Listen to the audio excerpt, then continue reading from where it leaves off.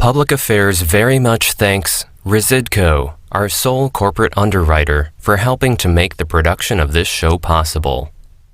He is the Republican nominee for State's Attorney in Cook County. His name is Judge Pat O'Brien. And Judge O'Brien, we call you Judge because you're a former judge, but your experience is somewhat different from the current State's Attorney, Kim Foxx. Would that be fair? I would say so. What's your experience? Well, the courtroom has basically 3 seats that an attorney can occupy. One is a prosecutor, one is as a defense attorney, and the third, of course, is the judge in the courtroom. I've been a prosecutor for a total of about 18 years, both in the State's Attorney's Office and in the Illinois Attorney General's Office. And for 4 years, I headed up all the criminal prosecutors in Cook County. As a private attorney, I spent over 16 years defending persons accused of crime, and I spent 8 years as a judge handling cases both in civil and criminal courts. So with the exception of sitting in the defendant's seat, which I never hoped to do, I've occupied all those chairs. Okay, and what about your opponent? When we hope to have Kim Foxx on, we'll get her views and her views of you as well. What's your view of her core qualifications relative to yours? Well, I would say that she never was a defense attorney to my knowledge in criminal cases. As a prosecutor, she never appeared to my knowledge in felony courtrooms, either trying cases as bench trials or juries, and she's never sat on the bench as a judge to hear cases. Now, whether she becomes a defendant in the courtroom, it's up to Dan Webb. We'll get to that in a few seconds or a few minutes, but as we tape this, looking back just a few weeks ago, you know, there were these, what would you say, riots, looting going on in the Loop, actually in the other parts of the Chicago, some of the suburbs that you seek to represent, I believe Niles, Northbrook, perhaps, Cicero, and other parts of the city, because you're representing Cook County, which is all of Chicago, and then the Chicago metro north, west, and south suburbs, right? That'd be correct. We're taping this in the Loop. Was there looting going on in the Loop? There was, as I saw it on television over the weekend, at the last weekend of May and continuing into the early part of June of this year.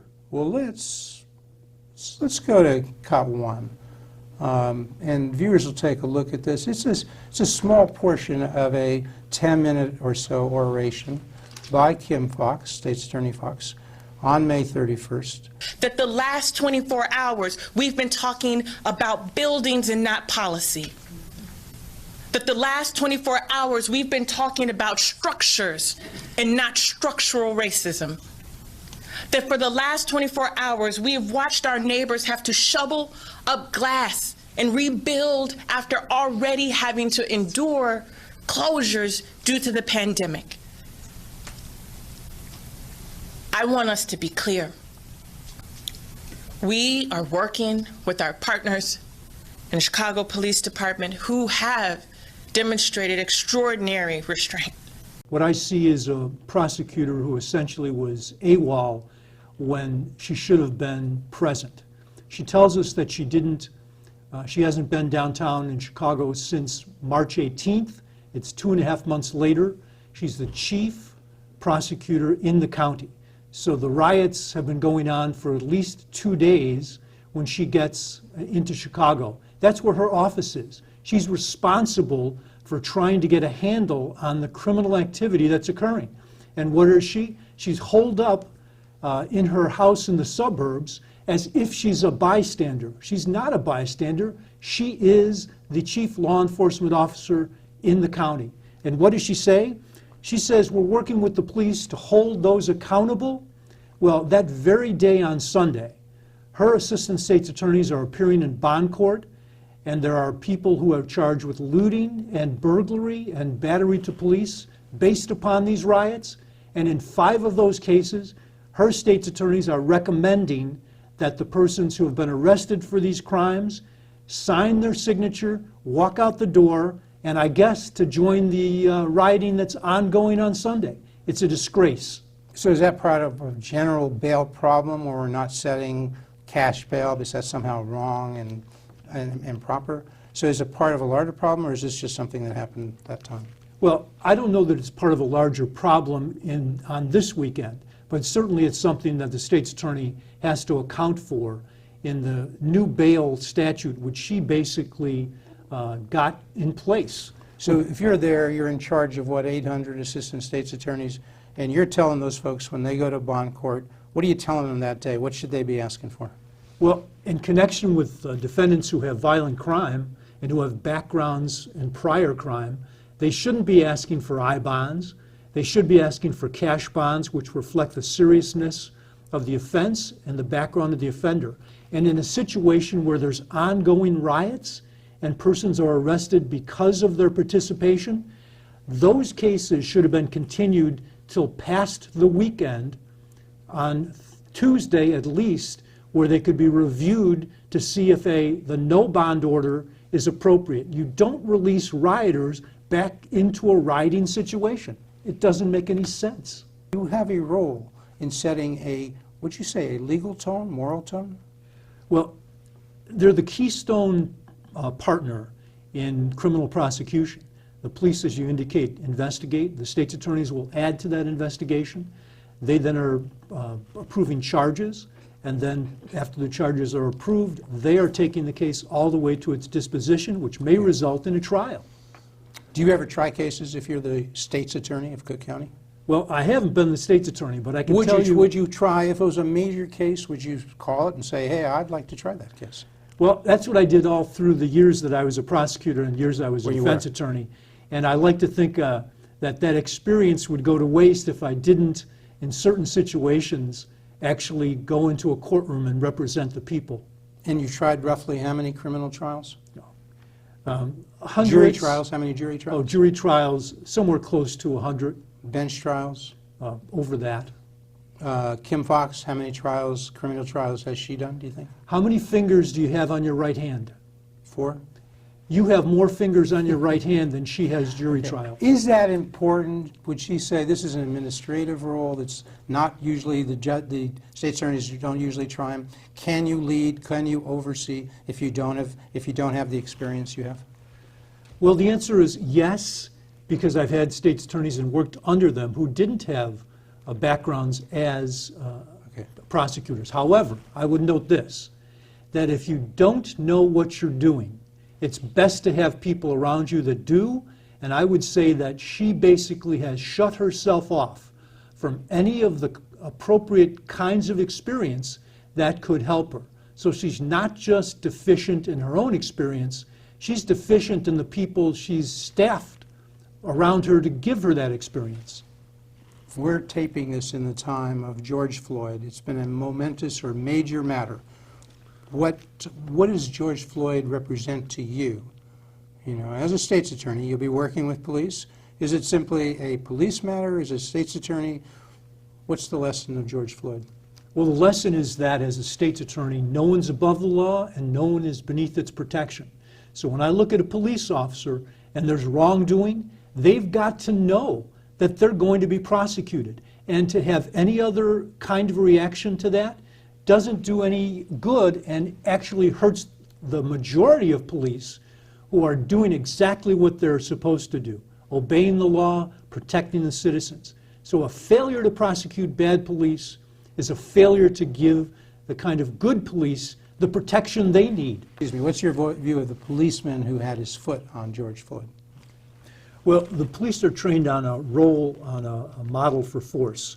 And clearly, when a person is under control, the necessity to exist, to have to add or continue the force you've used to get them under control can be considered excessive. Police officer with his knee on George Floyd's neck was charged with murder. He'll be tried. I don't want to weigh in on the question of whether I think standing here hundreds of miles away he's guilty or innocent, but certainly the charge of murder looks to be appropriate at this point. There seems to be no rational reason why a person would do that for that length of time with him saying, I can't breathe, and not changing that. Would that be fair? Clearly, and as I said, I don't think it helps the good police to basically protect the bad police. Similar incident, not the same, but similar, some similarities in Atlanta with Rayshard Brook. What's the lesson of Rayshard Brook? Well, that lesson, as I understand it, is at this point the officer hasn't been charged, and the decision on charging may come today before we basically made this tape. Give us a brief statement of the facts as you know it. What do we think the facts are in that case? Well, clearly the police were called because of what I think was a DUI, driving while intoxicated. Even though the car is stopped, he's in control of the car, he's passed out. The police, in making their initial investigation, can tell, and I think he admits to being drinking. So there's no question that they have an ability and should be investigating the DUI. They give him field sobriety tests. It appears from those tests, in addition to what else they see. He's a person they should arrest for DUI. They do that. They go to cuff him. He breaks away. He takes a taser from one of the officers, runs away with the taser, turns back, appears to fire the taser, and is in turn fired upon with a taser initially, but then with the handgun. Now, the question of what the prosecutor down in Georgia is going to do in regard to that, I guess we'll find out, and probably know this by the time this tape is actually shown on television. What does the decision turn on? If you were the state's attorney, what more would you need to know before you made the decision whether to charge or not? Well, first of all, I wouldn't appreciate anybody running for state's attorney commenting on what I haven't done yet. But as a hypothetical, I would say this, that the use of force and the use of excessive or force that could be seen as excessive, you basically look at what the person who is the offender or arrestee has done and what kind of options the officer has, because that's the use of force model. And in this instance, if in fact you're 15 feet away and the item or equipment that the offender has or the arrestee has is considered to be non-lethal. Which is what? What's the equipment? Well, that's the taser. So people, just to setting the picture for people, and there's a video of this, the cop is shown chasing the accused, if you want to call him that. The guy they were trying to arrest for DUI, he wrestled away the taser, he's running away. While the cop is chasing him, what does he do? Because some people don't ask this question. Well, essentially turns back to the officer and fires the taser. Fires the taser. Yes. Is that relevant? It is, because obviously you're looking at, and this is down the road on trial, what's the officer's state of mind? You're not going to know that because he's going to have to tell you. But at the time that you're looking to hypothetically say whether there are charges, you look at that without the ability to know what's in the officer's mind, and you might believe hypothetically, I'm going to charge, and then we're going to let the officer at trial tell us, how much fear he had based upon the distance, what in fact the arrestee had in his hands, and the fact that, and I don't know this, whether the taser itself can be fired again after being fired once. And again, you wouldn't be commenting on this if you were the state's attorney in Atlanta or Georgia, wherever it is. But I think you can now, based on what you know now. What do you think you'd do? Well, as I said, the state's attorney and district attorney in Georgia is going to tell us what they're going to do. But what do you think you'd do based on what you know now? I'm not going to give an answer to that, okay, because either way that I answer, I think it's unfair to the prosecutor in Georgia, and it may be unfair to the officer. If they decide not to charge and I'm saying he should be charged, what have I just done? But this is a tougher case than the Floyd case. There's no question. That's an easy one. There's no question. Because you're trying to judge what's the appropriate force. Should he have stopped the chase? Yes. Does it matter that the taser was fired at him? There are all these questions. The distance away, the equipment that the arrestee has, all different. So we're going back and forth, and in the show, in a sense, this is going back and forth. Life goes back and forth. We have protests, we have riots, we have legitimate protests, we have riots and looting that aren't. We have a tone. You're prosecuting, how you prosecute, how you get bail. I'm going to say you. I mean the state's attorney and the 800 attorneys working for it. We're trying to, ultimately, what is it we're trying to do here? What's the ultimate I'm hoping What's the ultimate goal? It's going to be justice, and it's going to be keeping the community safe. Okay, so justice and safety, okay? Sometimes people say law and order, is that right? Is that something we're trying to do? I think if you watch TV enough, you certainly hear the phrase law and order on television. So let's go right now to cut to In cut 2, we'll see Kim Foxx talking again. This is from a local news network. And this, I think, is on June 7, and she's talking about the looting going on. Let's take a look at that. Hit hard by rioting and looting that crippled several businesses. If we don't look those young people in the eyes who stepped over broken glass to take things because they can't afford some of the things in their own neighborhoods, it's wrong. Pat O'Brien, candidate for Republican nominee for state's attorney, Cook County. What's your take on what your opponent, the current state's attorney, just said about that looting? My first statement would be, what if the state's attorney wants to be a social justice warrior? She should seek another job. And I'm hoping that I replace her so she can. When she talks about her feelings that the looters, and in sympathy with them for having to step over broken glass because they can't afford the things they're about to steal, that tells me that her thinking is upside down. You certainly can have some feeling for people that are in poverty situations, but as the state's attorney, you cannot somehow think that a social inequity is something that would prevent you from charging a crime or prevent you from prosecuting a crime. There is no doubt in my mind that there are social inequities, but by the time that situation gets to the state's attorney's office, that's not the consideration to determine, and it's not something that you should be championing as a prosecutor. And this is relevant because, again, there's all this interaction between the prosecutors and the police. And when we saw that, we just saw that clip, those looters,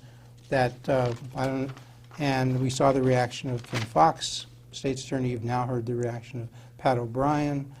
One thing that comes to mind, why were these folks just they appeared, if not in that clip, there are many others in Los Angeles, in New York, in Chicago, at 54th and Wentworth out on the south side, west side, however you want to characterize it, where looters are just going in and out of the stores and the police are not around. There were at some points, but some, they just were not there. So we have 13,000 police in the city of Chicago. Was there a stand down? Because you know something about police, you know the state's attorney. How many police are really available to the superintendent, to the mayor, and perhaps the state's attorney to the extent she's involved in trying to quell that riot and looting? 13,000, 5,000? Give me a number. How do you get it? Well, I'd get the number by dividing first by 3, because you have 3 shifts. Okay. And that's if everybody, including the people that are on desk duty and administrative. So roughly how many cops do you have available to your command? With 3 shifts, you probably have, what, about 35 to 4,000? Okay, so you got 4,000 cops. You tell me, where were they? Because I saw some place where they had 100 in Old Town handling what was viewed as a peaceful protest, and the CPD superintendent said, well, sometimes things turn less peaceful, so we had them there. We had 13 cops lounging around. The FOP says they were called to be there at Congressman Rush's office after it was looted. But that still leaves you with, as you say, 4,000 cops. Why wouldn't I be seeing them when there's looting going on in the stores? Well, first of all, I don't know whether they called out everybody on the shift, that whatever watch it was that was appropriate, from their districts. So the point is, you've got 35 to 4,000, but you also have over 20 districts spread out through the city. Yeah. So unless you strip everybody from the districts, you have less than that. Could you do that? Could you flood the zone? Could you step back? Could you do this, or do you have to just say, okay, I can't send anybody there, just let them take what they want? No, you can't. But initially in that first night, you're in a position where you don't know how violent this whole situation is going to become. But even if you do, then you've got to prepared for the worst case scenario. So, were they prepared? Because to be fair here, you're saying you don't know, but we've seen what happened in Minneapolis. That preceded this, I think, by 3 or 4 days. So to the extent there's a similarity here, and people allege there is nationally, won't get into all that, would you have said to the mayor, would you have called her up and said, what's our plan? What are we doing? If you're the state's attorney, would you have called up the police chief? Shouldn't you be part of a triad kind of working and preparing together? Or should you say, oh, that's their problem? No, you can't stand by, because as I said, the state's attorney is the keystone piece of criminal enforcement. So yes, you would be part of hopefully with the mayor trying to determine what kind of information you have and how you're going to prepare and react to that information. So was there a stand down? Did the mayor say, I don't want any violence, I don't want anybody to get shot, just keep your distance, stay away, social distance, so to speak? I don't know if there was a stand down, but it appears that the difficulty was trying to separate the peaceful demonstrators from the persons who used that as a cover and who looted and rioted. And, you know, just like you, I saw the television where the windows are broken out in the various stores. It appears there's a stand down because they're just not People there. are going in and out, and then you see a police officer, or more than one, who is not attempting to stop. So, yeah, I don't want to put words in your mouth, but the question is, does it appear to you there was a stand down?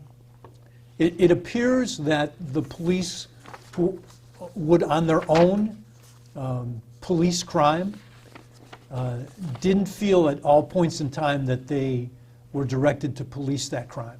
Okay. They did make arrests, but not as many as obviously they were presented with. Let's go over to cut 3. This is kind of relevant to this topic right now. In cut 3, what you see is this goes back to before the primary. This is a Chicago Sun-Times editorial board interview or meeting with the 4 Democratic candidates in the Democratic primary for state's attorney, and Mary Mitchell's asking a question of Kim Foxx. So let's take a look. That seems to me to say that's not a violent crime. What in your mind, what would be a violent crime? Why is not an illegal gun, possession of an illegal gun on the street, why is that not considered a violent Mary, crime? I'm not saying it's not a violent crime. What I'm saying, when you can't charge someone because you don't have the evidence to prove it. Pat O'Brien, candidate for state's attorney. What's Mary trying to get out here? And and what's the response to Fox? Well, like everyone else in the city, she's wondering why violent crime has increased, and the fear of people, both in the city and the suburbs, has increased with that violent crime. And she's asking the state's attorney why it is you're not prosecuting certain thefts and burglaries. Or 4 guys driving around in a car with an illegal gun, and according to Mary Mitchell, she says, isn't this something that's violent enough for you to prosecute?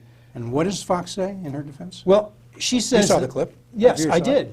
And essentially she says, gives an example of those 4 persons in a car and say that the prior administrations were overcharging and using valuable resources in situations where those could be better placed to combat violent crime. And I'm going to note this. In the 3 years that Kim Foxx has been state's attorney, with her concentration on gun offenses, which is part of what that question asks, in each of those 3 years, she's lost more gun trials than she's won. And in 2018, she lost over 100 more gun trials than she won. So something is wrong. She doesn't have the experience. She doesn't have the judgment. All she has is excuses. All right, and she would say, well, you can say that, but look at the record. Homicides have gone down. I've been here 3.5 years, and they've gone down dramatically from the time I came in to now. Is she right?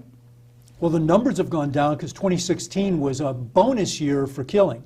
However, if she wants to take credit for what essentially is a very, very complex set of circumstances in 2017 and 18 and 19, then she better take the blame for 2020, where we've had more murders this year on a rate to come close to 2016, where we had over 700 murders. So homicides are up. That's before these riots and protests and all that. Yes. They're just up in the first 6 months of this year. Yes. Right. Okay. The most dangerous Okay. and the most significant single day for homicides in Chicago, May 31st, more than any other day in at least the last 20 or 30 years.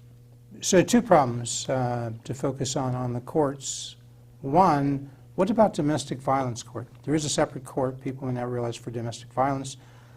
Kim Foxx shut down on March 18th. She just left, I guess. Some of her state's attorneys still here in the loop. She went home, wherever that is, okay? Is that right? She's staying home? Yes, she's told us that. What happened to the domestic violence court? She shut that down? Initially, she shut it down because one of her assistants out of 12 or 13 was diagnosed with the virus. Would you have done that? No, Why? because where you have the virus which requires a stay-in-place order, the very kind of order which forces people to stay together is the very most dangerous situation for women who are victims of domestic violence. You're telling them you are now a prisoner in your home, in your house, with the person that essentially is battering you. Okay. And did she have to open those courts again? She was forced to open them on an emergency basis by the chief judge. They haven't had the Speedy Trial Act enforcements on them because of COVID. That's going to be lifted. You got a lot of people. Somebody's got to decide how to prosecute them, where they're going to put them, what kind of space. What do you do, Judge? Well, you better be prepared, and you better be prepared to try jury trials and bench trials in the age of this virus. And that's going to require that a number of, whether courtrooms at 26th Street or in the suburbs or both, be retrofitted so that jurors, judges, witnesses, police, prosecutors, and defense attorneys can feel comfortable trying cases. Because, as you said, there's been, since early March, no trials, whether bench or juries. Okay, a few quick things. Jussie Smollett. We went through that before. You're on the show before the primary. Yes. It's still an issue, right? It hasn't gone away. Yes. Right? Yes. I mean, some people think it's just a small cost matter. Let's go right now to cut 4 real quick. We'll take a look at that cut, and you see Kim Foxx being questioned about the cost of the Jussie Smollett defense. And how much has it cost so far? I can't tell you either of those. I don't know how long this, what the process will look like, so I don't have an answer for you. Neither did a spokesperson for the Cook County State's Attorney's Office. That unknown price tag is separate from the almost $500,000 the city is trying to recoup. The Smollett case was a public act of basically discharging a defendant charged with a crime for political reasons, and that is corruption. The political reasons and why she dropped it is what you're saying. Correct. And we're waiting to see whether the grand jury under prosecutor Dan Webb will indict your opponent. Is that right? Yes, we are. Okay. And so we've covered most of this being this interaction that goes on between the police and so forth, the tone. One thing we haven't mentioned quickly is Black Lives Matter. Do Black Lives Matter? Absolutely. Do you support the Black Lives Matter movement? Do you support defunding? Do you support abolition of police? How do we sort through those issues?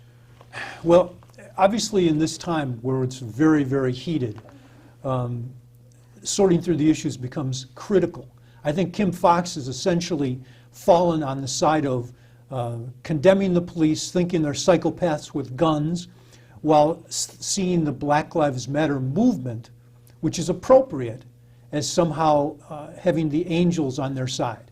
I'm going to say this, that Black Lives Matter, that the police are not psychopaths with guns, that the few bad police that commit crimes are going to be charged when I'm a state's attorney, but the police are going to understand that as state's attorney, the good police will in fact be supported. Okay. And you use that phrase because it's Arewa Karen Winters, who's now the co-chair of the mayor's special committee on use of force, appointed by the mayor, I guess. She has referred to the police as psychopaths with guns. Is that right? That's what I read in the paper, and that's a disgrace. Just remember, you come back next week and every week to Public Affairs.